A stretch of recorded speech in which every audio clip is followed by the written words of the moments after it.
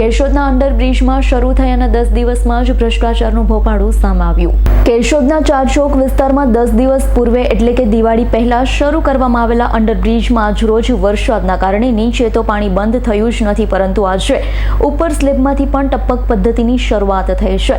4 વર્ષથી પરેશાન થતી કેશોદની પબ્લિક માટે ભારતીય જનતા પાર્ટીના સાંસદ રમેશ ધડુક દ્વારા જેમનું ખાતમુહૂર્ત થયું છે, તેને અંદાજિત 4 વર્ષ ઉપરના સમયગાળા પછી કોઈપણ લોકો માટેની વ્યવસ્થા વગર સહન શક્તિની હદ વટાવ્યા બાદ અધૂરી કામગીરી સાથે અંડરબ્રિજ 22 કરોડ ઉપરના ખર્ચે નિર્માણ પામેલ અંડરબ્રિજને દિવાળીના સમયે શરૂ કર્યો। વરસાદની સાથે અંડરબ્રિજમાં જમીનમાંથી પાણી નીકળવા લાગ્યું, ઉપર સ્લેબમાંથી પણ પાણી ટપકવાની શરૂઆત થઈ ચૂકી છે।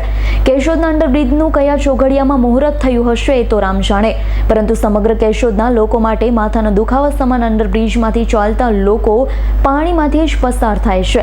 નીચે પણ ખાડા પડવા લાગ્યા છે, ત્યારે આ કેટલું કારગત નીવડશે એ આવનારા સમયમાં જ ખબર પડશે, પરંતુ અંડરબ્રિજમાં 100% સત્તાધીશોની મેલી મુરાદ અને ભ્રષ્ટાચાર લોકોની નરી આંખે જોઈ શકે છે। આને કહેવાય ગુજરાત મોડેલનો સુપર નમૂનો। મહેશભાઈ મકવાણા તહેવાર નવરાત્રિનો હોવાના હિસાબે તંત્ર દ્વારા આ કેશોદમાં બનાવેલું ભ્રષ્ટાચારી અંડરબ્રિજ ખુલ્લું મૂકી દેવામાં આવ્યું હતું કે તહેવાર છે એટલે પબ્લિકને સુવિધા મળે, પરંતુ ત્યારબાદ જે અધૂરું કામ હતું તેનો વિરોધ થયો હતો ઘણી વખત કે ભાઈ આ કામ તહેવાર પછી મહિના દિવસ પછી પૂરું કરી દેવામાં આવશે। એના પછી જે વરસાદ પડ્યો એ વરસાદના હિસાબે 15 દિવસ આ અંડરબ્રિજ બંધ રહ્યું। ત્યારબાદ દિવાળીના તહેવારના હિસાબે પાછું આ ધનતેરસના દિવસે ખુલ્લું મૂકી દેવામાં આવ્યું, પરંતુ આજ દિન સુધી 25 કરોડ રૂપિયા આમાં વપરાણા છતાં પણ કામ ક્યાંય પૂર્ણ નથી થયું। અંડરબ્રિજની બંને સાઈડથી ઝરણા ચાલુ છે, પબ્લિકને જુનાગઢ ઝરણા જોવા જવાની કાંઈ જરૂર નથી। ઠંડારક જોતી હોય તો અહીંયા કેશોદના અંડરબ્રિજમાં આવે, ખાટલા લઈ અને એને ઠંડારક મળી જાય। આ કામ તેના પાપે આજ દિન સુધી પૂર્ણ નથી થયું, આની કોઈ જાતની માહિતી ક્યાંય મળતી નથી। કારીગરો આજ દિવાળી વહી ગઈ, લાભ પાંચમ વહી ગયું, છતાં પણ કારીગરનો કોઈ અતોપતો અહીંયા છે નહીં। આ કયા કારણોસર કામ પૂર્ણ નથી થતું, આની કોઈ માહિતી ક્યાંય મળતી નથી।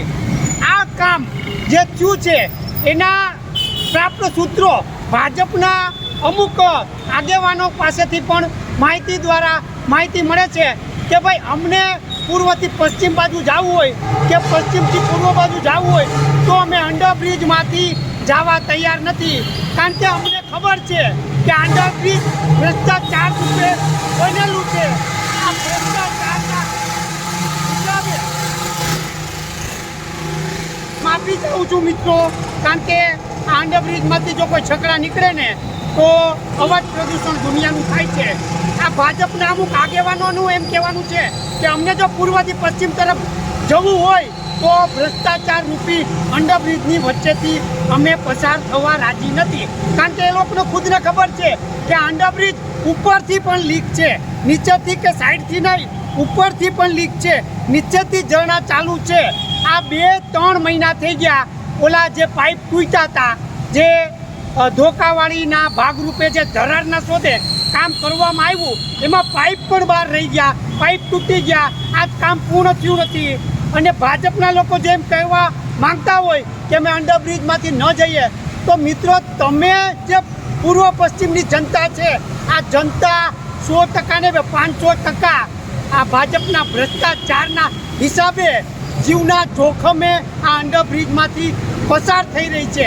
મારી જનતાને નમ્ર વિનંતી છે કે તમારું ધ્યાન રાખો, મારા જનતા કેશોદની જનતાવાસીઓ તમારું ધ્યાન રાખો, અને તંત્રને હું નમ્ર વિનંતી કરું છું કે આ કામ વહેલી તકે મારા બાપ રાવલિયા મધુનો રિપોર્ટ S9 ન્યૂઝ જુનાગઢ।